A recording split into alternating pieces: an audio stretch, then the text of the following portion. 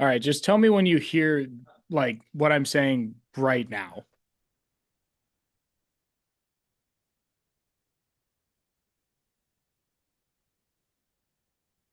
Hello?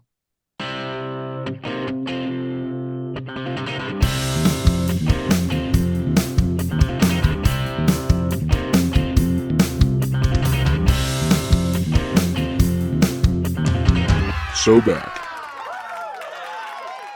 What is up, everybody? We are So Back, the So Back podcast, episode 13. We are coming at you with a new episode. Exciting week, some big wins, couple of big losses that could help the programs here. Yeah, we got some exciting stuff to talk about. So I guess we'll just jump, right on in, Austin, if you're ready to party. I'm ready to go. We'll preface this with we're battling some connection issues. So if we get some awkward pauses, that's why. Got some connection issues possibly.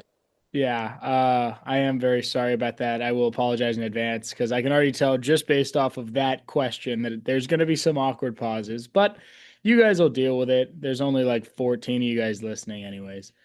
We'll get started out with the Georgia versus Texas game. Georgia gets a big win at home against the Texas Longhorns. There was about 30 seconds of fear, and then Georgia went down and scored, and then onside kicked, which is ridiculous. Yeah, I mean that was a really weird time to offside kick onside kick. I was very very surprised by the decision, but I figured they must have saw something. I didn't really check the press conferences. I was gonna check to see kind of if maybe they were just seeing something all game to see that maybe they were vulnerable in that spot. Um, but yeah, they take a big risk and it comes in big.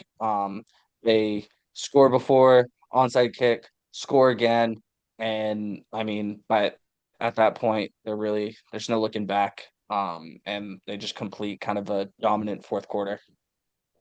Yeah, just a dominant game on both sides of the ball from the Dogs.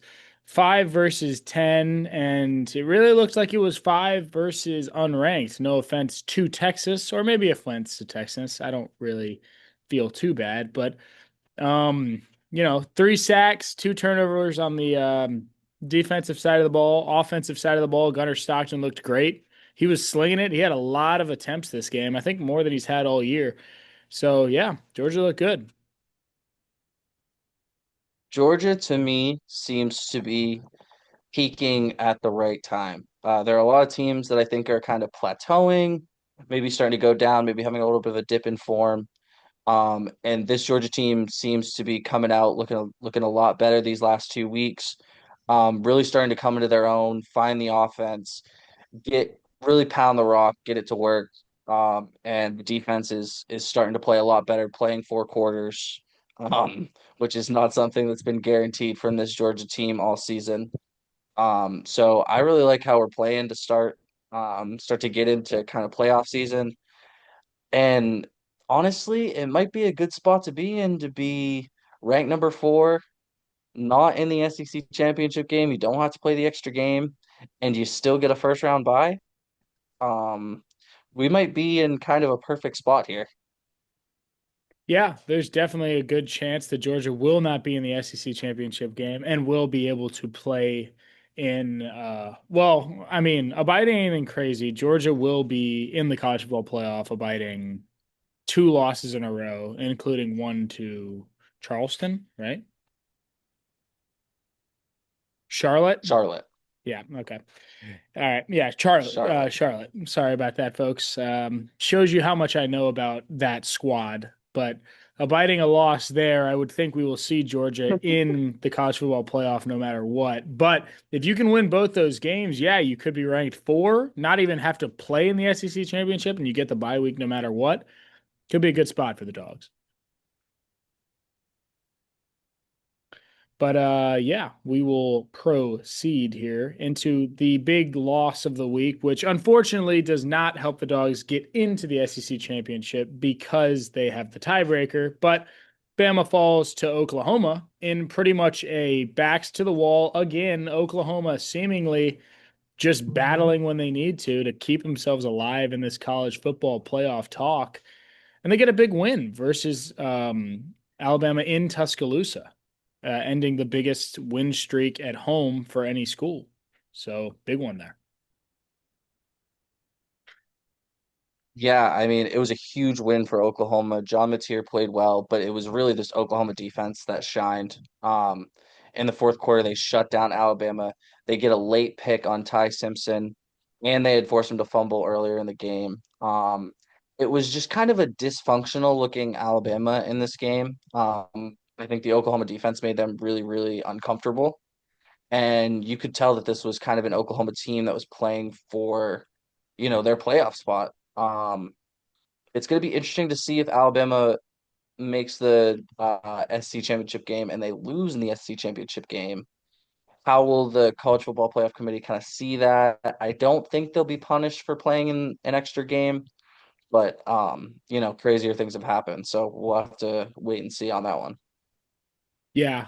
It was a must win for Oklahoma, essentially. At this point, with the way that things have gone for them in their weird schedule and losses that they have, it was a must win game versus a Bama team that seemed unbeatable since week one, essentially. And now they lose and are now a two-loss squad.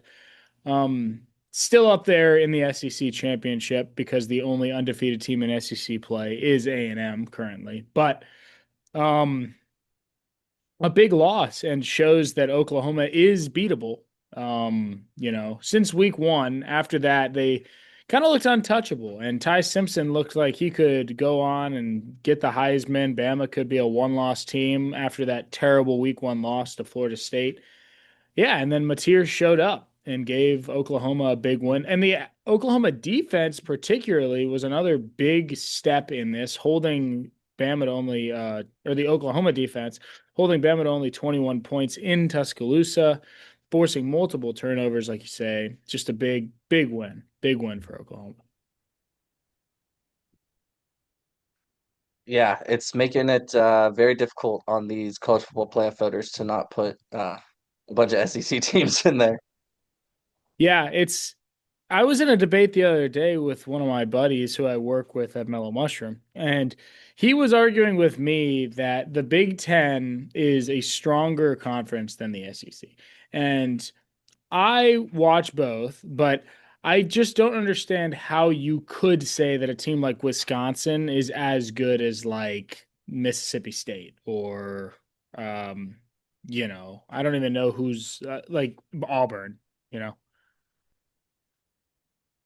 Yeah, I mean those cupcake games are supposed cupcake games. Like for us, would be playing those bottom tier SEC teams are, I would say, much more difficult games than going and playing Minnesota and Northwestern and some of Which these bottom feeder teams that are just really struggling for which we saw Michigan almost lose.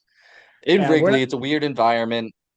You kind of play that one off, but it's still a tough loss or a tough almost loss. Um, but I just think it's really tough to make that argument when you see the quality kind of these bottom tier teams in both conferences where the SEC is kind of trending upwards. Everybody's good. There's money everywhere.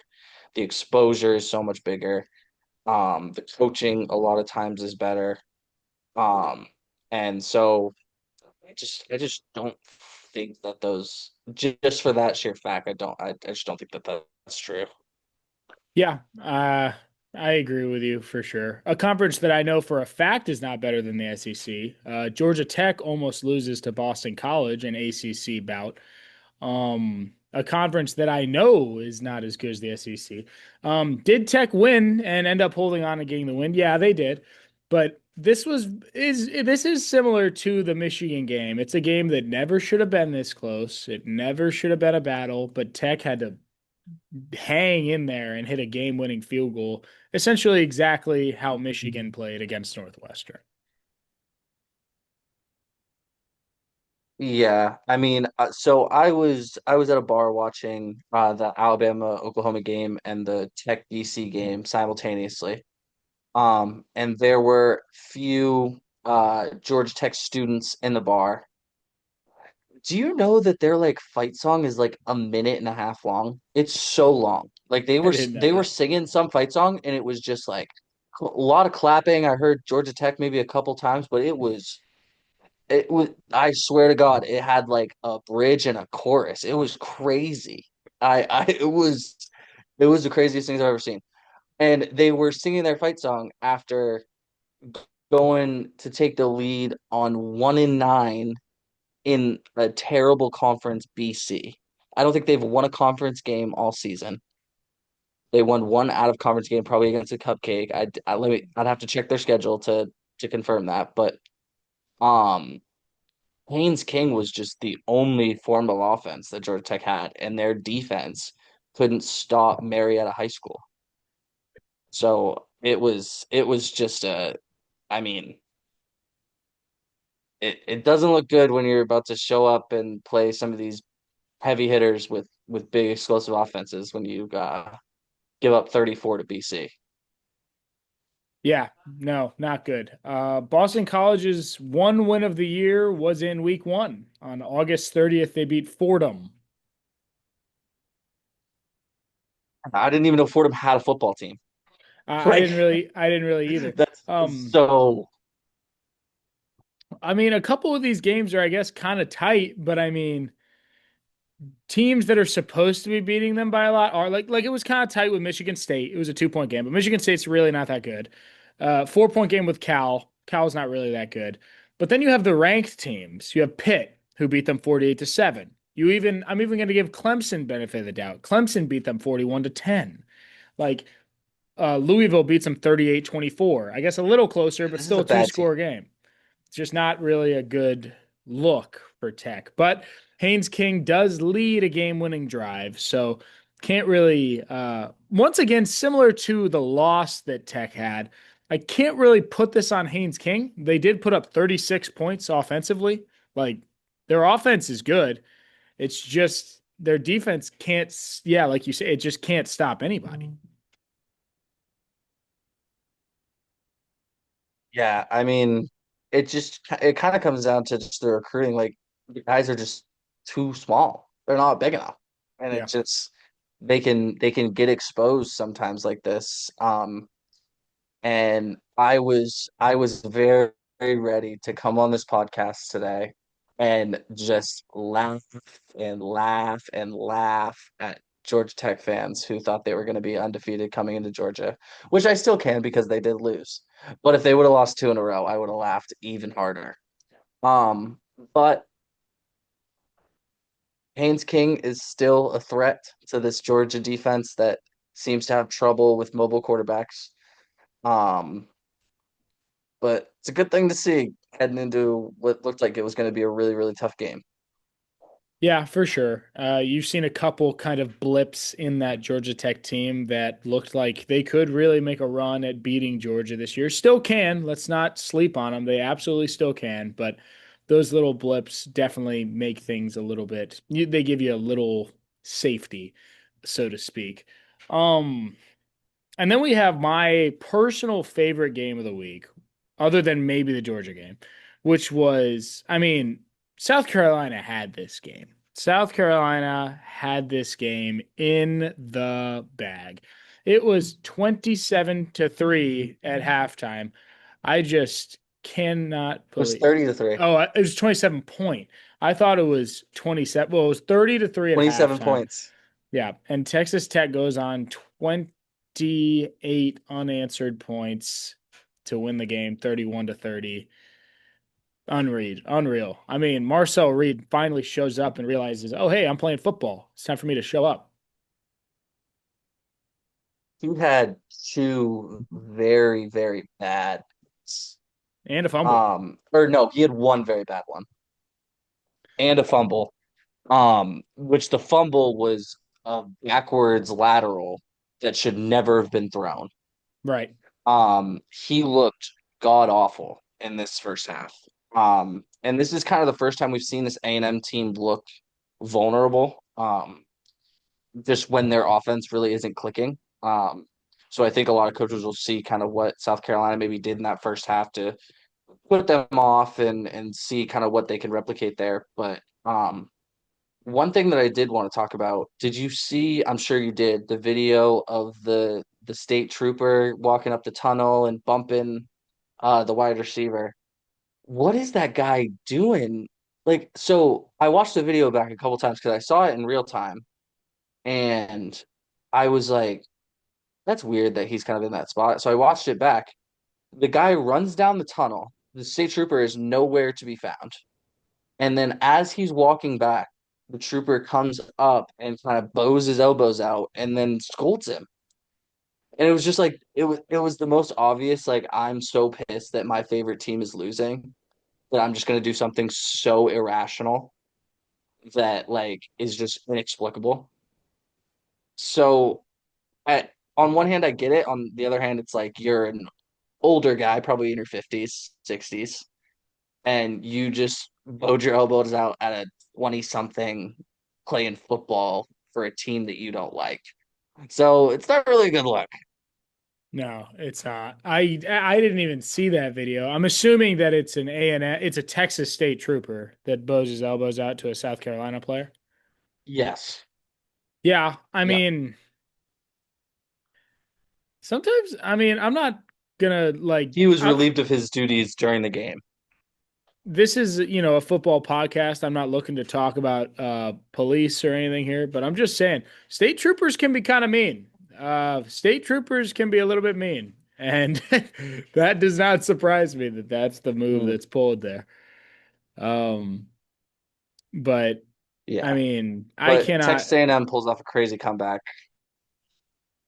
It was just like what South Carolina just didn't have enough to just hold on for 4 quarters. They put together an amazing first quarter, got a couple turnovers, did played the playbook perfectly, and they just needed to hold on, and they just couldn't hold on. And I think this game might have just lost Beamer his job.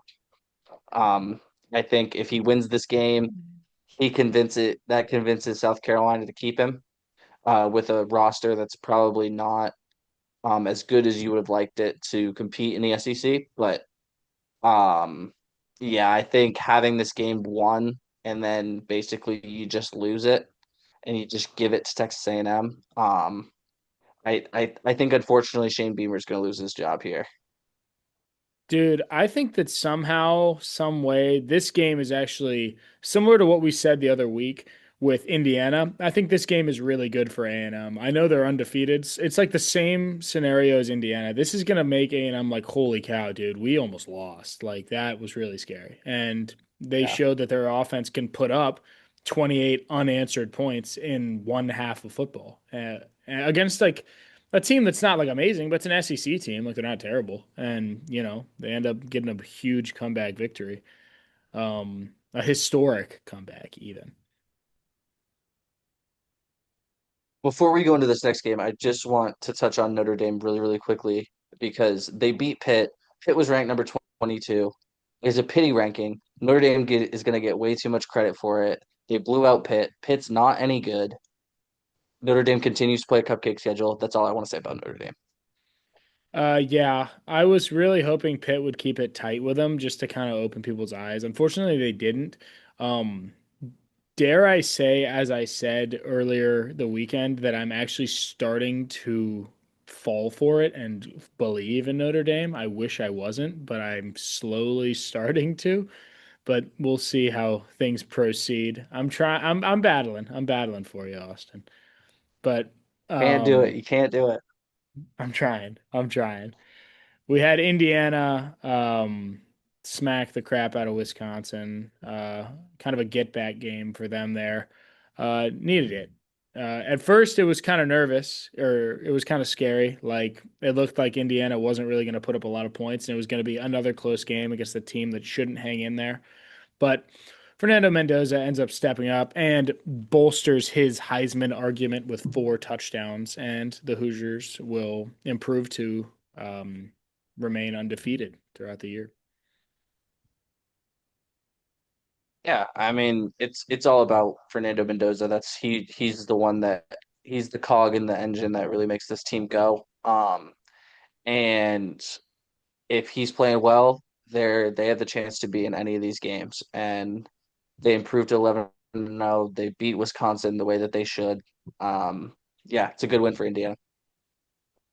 Yeah, definitely a good one for sure. And I mean, it's against a Wisconsin team that is not very solid, but they won the way they were supposed to. They won handedly. They, did their job. And that's all I'm really going to say about that game. Like you say, that game was really, I mean, Indiana was going to win, really. It's just how can this help Fernando Mendoza's Heisman chances? And he did a good job at doing that. Um, as we move into another ACC matchup, we have an upset alert. Clemson takes down Louisville. Does this make Clemson good or Louisville bad? Probably the latter, but still a win for Clemson. A Friday night upset against a ranked Louisville. I mean, the ACC is just falling apart. Yeah, I mean, they're just everybody's the ACC is just imploding on itself. They're just trying not to make the playoff. Like I don't think there's a scenario in which that happens, but they are trying their damnedest to do it. And it is it's rough out here for the ACC. Louisville, who just upset Georgia Tech, um, falls to a Clemson team that's struggled all year, is going to fire their coach, and just really has nothing to play for. Um, yeah, it's just the ACC is a mess. Yeah. I mean, it's really weird what's happening in football right now, but I mean, the Clemson's rush attack looked good this game, I guess, but I mean, it was really just Louisville just missing crucial chances late and Clemson kind of just surviving. And, they'll get a win. Maybe this, keeps Dabo's job. Probably not, but, I don't think they're going to fire him, to be honest with you. Got So it. I really just don't think they're going to get rid of him no matter Oh, what. I think there's no way he keeps his job. You don't think so? No way. Hey, man, we'll see. We will They've been see. absolutely atrocious all year. They have been. I think for some reason they're going to stick with him, but I mean, it doesn't affect me. I don't really care, but we'll see. Nah. And then we got Navy versus USF. Surprising solid game this week. Yeah, I mean, you see another good game kind of out of this American. The American has been really, really interesting this year. There's a lot of good teams kind of towards that, or there's a lot of decent teams towards that top one, two, and three of the American, but this really just opens it up for JMU to kind of take that G5 spot, and they're kind of put in pole position for that spot, I think, right now. Yeah. The Americans kind of a weird division right now that's got some um a lot of teams up towards the top that are not really that good, but one of them is going to get in. And as of now, I believe that's man, I think it was supposed to be USF and then they lost. So I actually don't know who the top of the American is right now. It's not Memphis. I'm not sure. I don't It actually might be know who it Navy. is. It could be. Let's look up the American standings. I don't know who it is, but they're kind of self-imploding too, where they're kind of just giving up the spot to JMU. Uh, yeah, the top of the AAC is Navy. You are right.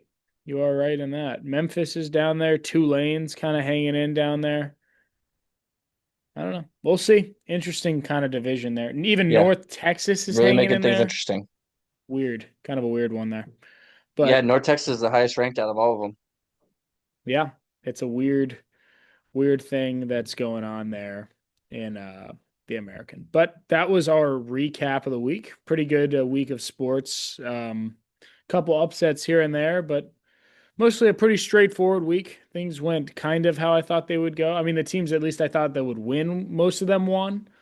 Oh, I did not think that A&M was going to have to come back from being down 27 to do that against South Carolina, but they did. But we got Yeah, that's it's. I was just gonna say it's a fun week before kind of not very fun week of college. I mean, it's just kind of not a very interesting week. Everybody's kind of playing one of those cupcake games that they may have scheduled late in the season as opposed to in the beginning. I know UGA is doing that. I looked at a lot of the ranked matchups this week, and there's a lot of mismatched games. Yeah, I was gonna say pretty much the same thing. This is the week before rivalry week. You schedule pretty much something that you can just beat on so that you can get ready for your biggest rival. And that's what a lot of teams are going to be doing here.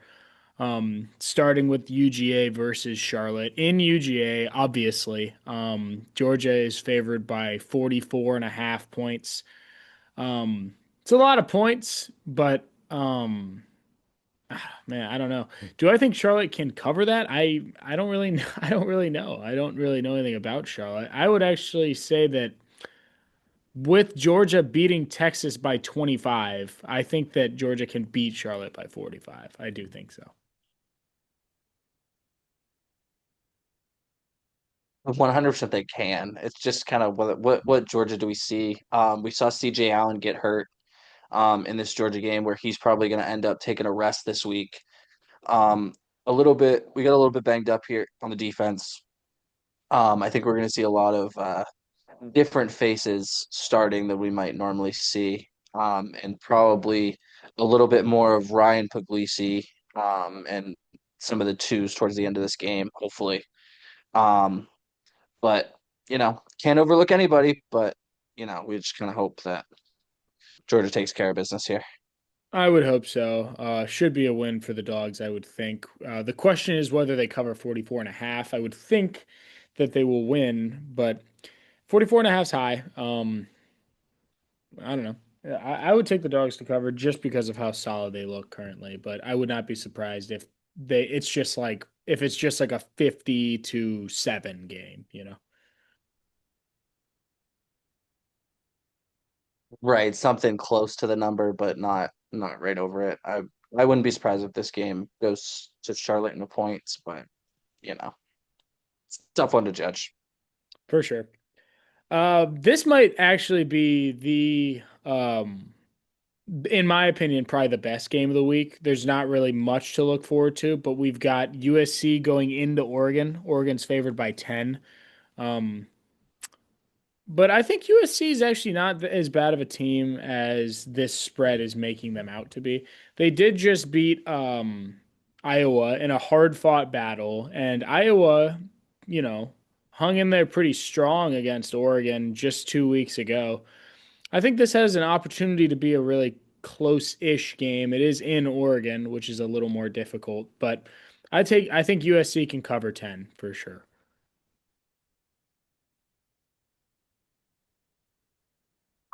I think I, I just think that this Oregon team is going to continue to roll in a USC team that's still been good, but maybe not as good as they might have hoped. I'm going to take Oregon and the points. Yeah, I like Oregon money line, but I'll take USC to cover there. Michigan going into Maryland. Michigan's favored by 14. Give me, I'm not even going to give you reasoning. Just give me Maryland to cover, Michigan to win. Probably going to be like a 3 point game that we win somehow. I was thinking the same thing with a tough one against Northwestern this week. 14 points is just a lot of points to cover. I think they'll still win and be in control, but 14 is kind of a lot. Yeah, I don't know if you saw, but Justice Haynes is out for the season, at least until playoff time, if we allow ourselves to get there. So we will not have him going into Maryland or against Ohio State in the Big House, which is unfortunate. But you know, you do what you can. Uh, we got Missouri going into Oklahoma. Could be good. Honestly, if you asked me about this game 3 weeks ago, I would think this would be a great game. But With the way that Oklahoma's playing right now, I like them to cover 7.5 at home versus Mizzou. Yeah, I would almost take an alt line here and get it up to like 10.5. I just think Oklahoma's on a roll right now and they're gonna steamroll right through Missouri, who's they've been frisky all year, but never really made that statement to jump up to into that upper echelon. And with an Oklahoma team that's really rolling, I just think they're gonna put a hurting on Missouri. Yeah, I agree. Missouri's struggling. Oklahoma on fire. Should be a bad disaster, or it's a recipe for disaster for Mizzou, unfortunately. Texas versus Arkansas. Texas favored by 10. Actually, a pretty good line. Pretty good line here. Austin, what do you think?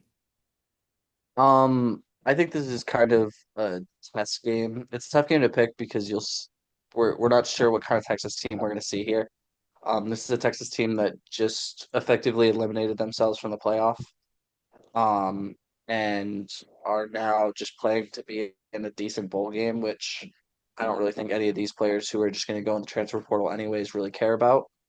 Um, so I think Arkansas could sneak up on Texas and make this one close, but at the end of the day, I think Texas just has a lot better players and they'll win this game.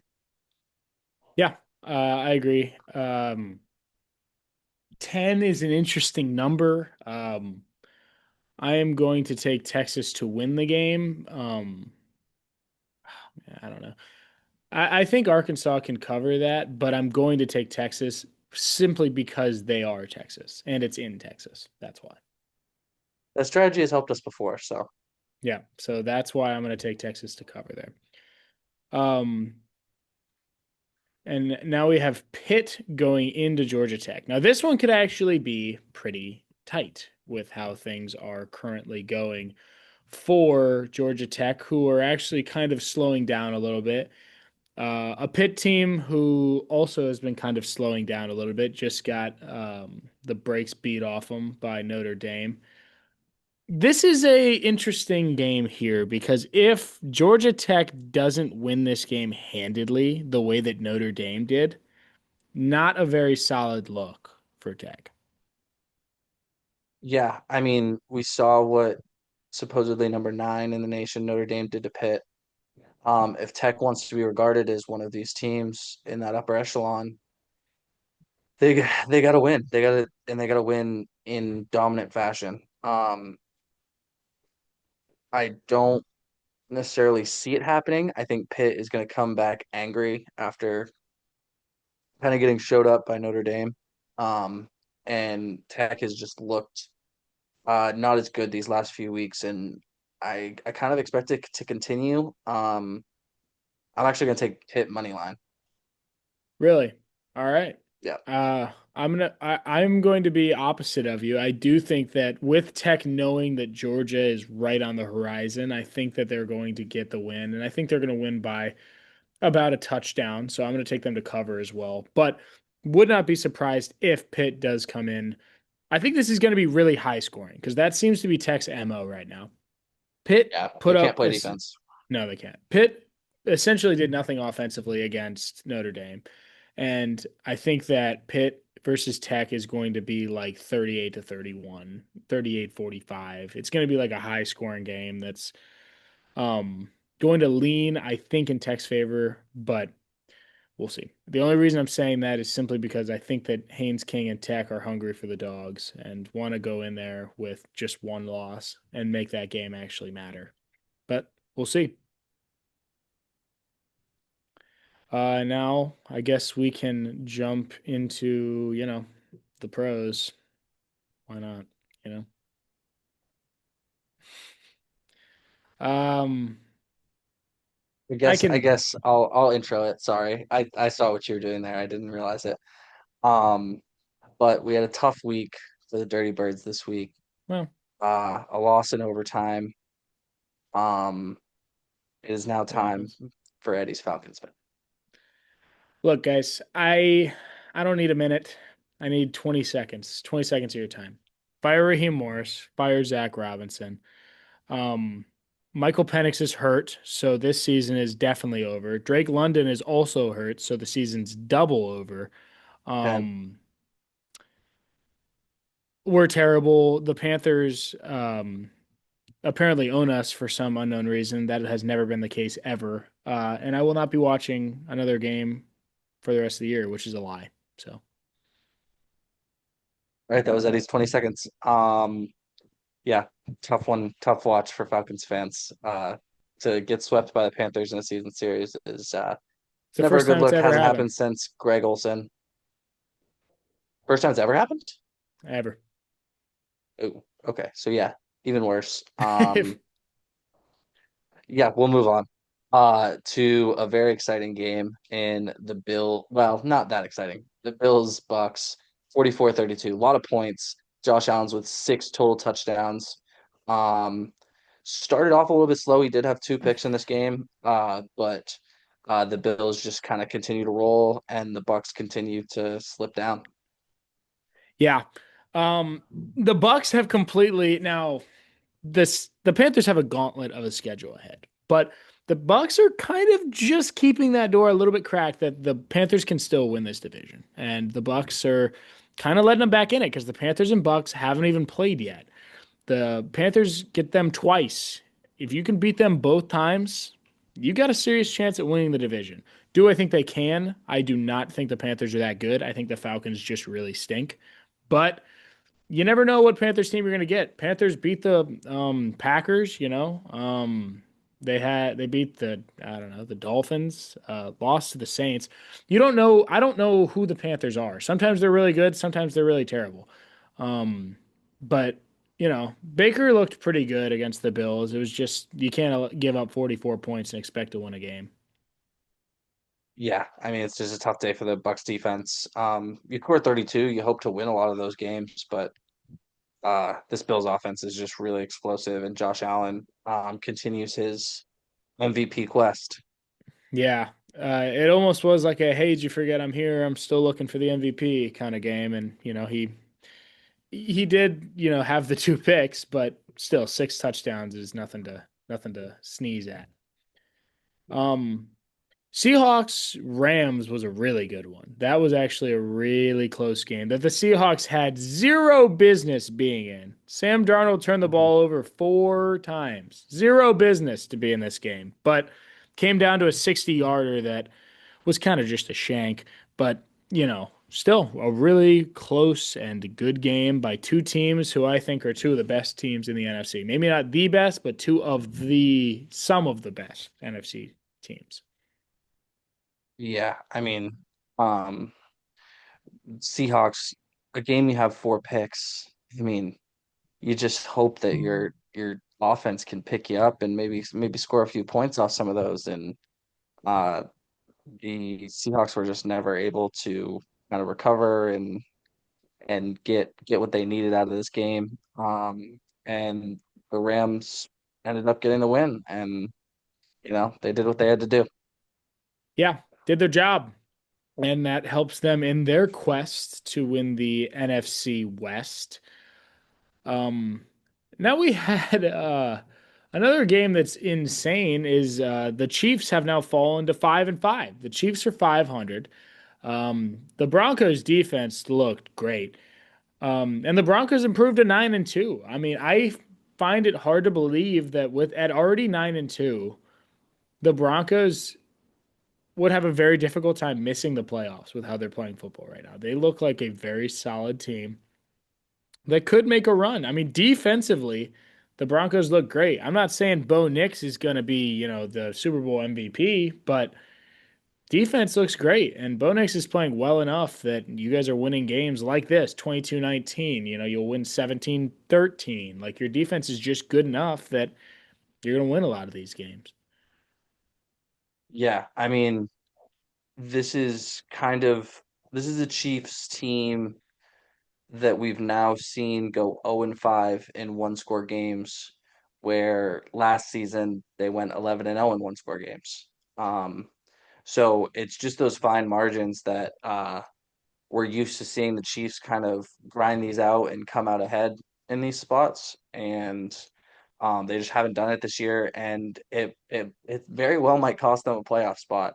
They have a tough road ahead. They got to win six of the next seven probably to really have a good shot at making the playoffs. And the way they've been playing, it's not looking to be extremely likely. No, because they're in a tough division too. I mean, the AFC West is tough. Chargers are pretty good. Chargers look bad this week, but normally Chargers are pretty good. Broncos are pretty good. It's kind of a tough division to be in if you're going to be 500. Just not going to really make a deep run. Um, we had the Eagles beating the Lions last night. Not a great game for the Lions. Dan Campbell just continued to go for it on fourth down and just could not pick it up to save his life. I think they turned the ball over on downs four times, five times. I love Dan Campbell. I do. I really like his energy, his tenacity, his aggressiveness, but there gets to a point where it's like, look, Goff's getting leveled back here. Let's just punt it and then we can get the Jalen Hurts has 70 pass yards. Let's just punt and then we'll get the ball at the 50 and then we can, try next time. Yeah, it's kind of a live by the sword, die by the sword kind of situation where that's who they've kind of defined themselves as. Oh, whoa, that's who they've kind of defined themselves as a team. And it's going to work for you in some spots. And like we've seen, like we saw Sunday night, and we saw in the playoffs last year, sometimes it's just not going to work out for you. And the Eagles win another ugly one where their defense kind of kept them in it by converting a lot of those, getting them to turn the ball over on downs, and putting them in good spots just to pick up points. But yeah, just a really ugly one on Sunday night. Yeah, not a fun game to watch. I went to bed before it was over. I was exhausted. I went to the Falcons game. I had a rough day. All right, give me a break. I went to bed before it was over. When I went to bed, it was 16-6. But Lions ended up, I guess, getting a field goal late there. Um, Bears get a win against the Vikings. Big NFC North game there. The Bears are kind of starting to put together some wins that can put them in a position to possibly be a wild card team. A big divisional win there versus the Vikings, who are also kind of in that mix to make an NFC wild card spot. Um, and yeah, it was a good game played by the Bears defense. Offense was solid enough. Caleb Williams struggled a bit, but you know, you played well enough to win football games, and they don't ask how. How many?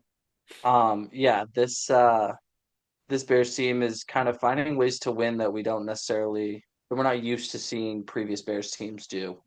Um, at the end of this game, they need a field goal late. They get a 56-yard kick return to put them in prime position to go pick up yards and get a field goal to win it late. They survive kind of a fourth quarter surge by JJ, aka Nine. Um, who he was nine in that fourth quarter, but just couldn't get it done for them. Bears go to 7-3, put themselves in a really good position late when they have a little bit of a gauntlet of a schedule late.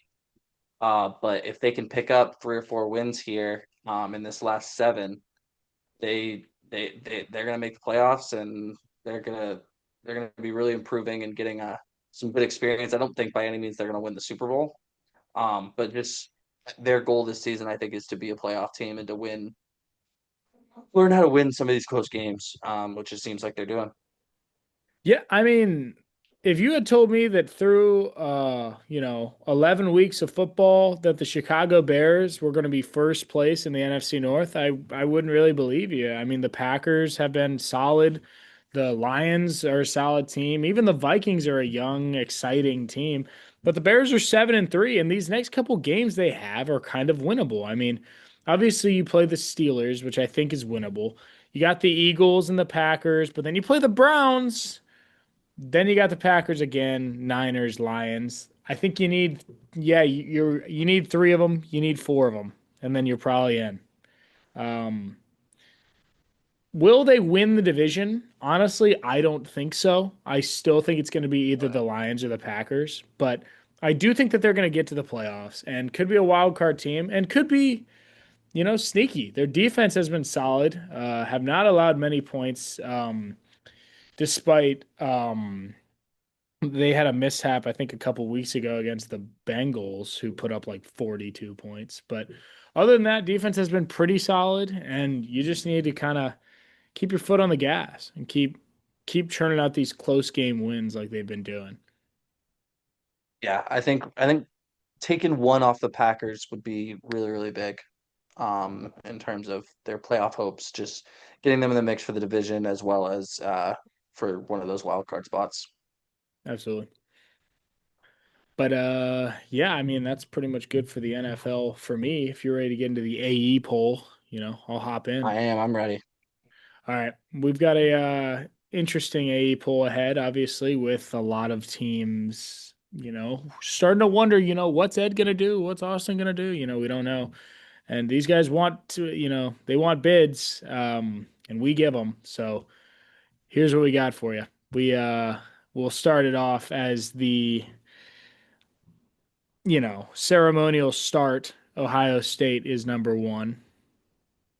Uh, I mean, I think we can keep the top three: Ohio State, yeah, Indiana, Texas A&M, yeah. I'd love to move A&M down, but they did score 28 unanswered, so they will remain at three. and then your Georgia Bulldogs coming in at number four with a big win against Texas. Alabama loss. It's a big one. Going in at four, possibly breaking into those first round bye spots. Good spot to be for Georgia. Yeah, for sure. Um, Ole Miss didn't play amazing against Florida, but yeah, they won. So I think Neither they did should. Georgia. Yeah, fair. Neither did Georgia. I think Ole Miss should remain at five. So hmm I like it. I'm not going to be doing I, this. I want to do something crazy. I'm not going to be doing this tie thing. I'm just not going to be. I'm not Yeah, going to do no, that's that. dumb. Um, but that's what the AP poll was. But I want to do something crazy and put Oklahoma there at six. I mean, they did just take down Bama, but I think they're better than how about we put Oregon at six, Oklahoma at seven? I wanted Oregon at six. I'm okay to drop. Okay. I'm okay to drop Texas Tech. I mean, I know that you guys want me to give them some props, but I still just don't fully believe in Texas Tech. And I won't do I it. can't, unfortunately, if Oklahoma played Texas Tech tomorrow, Oklahoma would be favored by at least 7.5 points. So, uh, yeah, I like Oklahoma at seven. And then we can put Texas Tech at eight, and Yeah. then Notre Dame can get the fuck out of here. Yeah, I think Bama should be nine. Bama at nine, and then uh, you want to just go full SEC bias and put Vandy at 10? I don't mind that. Sure. Yeah, Vandy at 10. Um, BYU at 11, and Notre Dame slips in at 12. Notre Dame slips in at 12. okay. I just want to fully disrespect them, but yeah, we'll put Notre Dame at 12. And then with JMU picking up that G5 spot for us, that puts Notre Dame on the bubble. In reality, it's probably Vandy on the bubble, but we'll see how it goes. Yeah, Vandy's going to have to beat Tennessee in their final week of play, which is going to be tough. That's going to be tough. And they're going to have to win that one. And something's going to have to happen above them that just can kind of help them slip in a little bit. I want them in. I want Vandy in. I want to see Diego Pavia in playoff play. But we're just going to have to see you know, if that occurs this year. It'd be fun to watch him, go to town on some of these difficult, schools to play against. Um, Yeah, Miami's on the bubble there. Utah's on the bubble. Tech's right there. A lot of teams who are just looking Oh, to right, punch their because we gotta ticket. have an ACC team in that. We gotta have an ACC team to their winner. So it's actually BYU and Vandy on the bubble. Hmm. So Yep. Because yeah, either Tech or Miami's going to be there. At mhm. least, if not both. One of them's going to be there. But we're gonna have to see how that goes. But you ready for Chidmit and Legit? Should be legit. You ready for it? You ready for it, buddy? Ready. All right. How about this? I'm gonna throw we're gonna do an extra. We're gonna throw an extra team in there today. All right, guys. Shitter, midder, legitter. I'll pick which It's one. it's SHID. Oh, man, I'm trying to think of SHID, mid, legit, and then legitist. All right. Okay. Legitist. Yeah. We're taking Okay, all of the N. handle We're that. doing all the NFC North. We're doing the Bears. We're doing the Packers. We're doing the Lions. And we're doing the Ooh. Vikings. Okay, so I'm gonna have the Vikings as Chid. I'm going to have the um Lions as mid. I'm going to have the Bears as legit, and I'm going to have the Green Bay Packers as legitist. Really? All right. Interesting. All right. I don't mind that. It's good. Good rankings. It's hard for me to really say that the Bears are legit, but they are atop the NFC North. That's why it's kind of tough for me to put them in mid. It's kind of difficult. I want to say that it would be Vikings, Bears, Lions, Packers, because I think that's how it should go. But fact of the matter is, right now, that's not how it's going. So, Need the Lions? yeah, I mean, I don't know. As of now, I'll ride with you on that. I would say that the Bears are would probably be legit. I still think the Packers are good. They've dropped a couple close ones recently. I mean, they had a stinker last week against the Eagles, but um, they're gonna get back. They're gonna wake up a little bit. Um, they even had kind of a close one against the Giants this week, but um, we'll see. They're gonna get their get back. Playing the Vikings next week be kind of a true test to see if they're actually good. We just saw the Bears beat the Vikings, so if the Packers can kind of beat up on them a little bit, kind of is a statement thing there a little bit. I agree. But yeah, you got anything else for us, Austin, before we wrap this thing up? Uh, no, I mean James Franklin got hired at Virginia Tech. Good for him. I don't really I have saw much to that. say about it, but just kind of news. But I other also than that, heard no. that I heard that Ole Miss fans were chanting "We want Lane," as in Lane Kiffin. You have him. Why are You you have him. chanting? You're paying him a lot of money actually to be the coach of He's your football team. he's your coach. So why are you chanting? I'm not sure. I guess they're really nervous he's going to go to Florida, but I found that kind of funny. Very funny.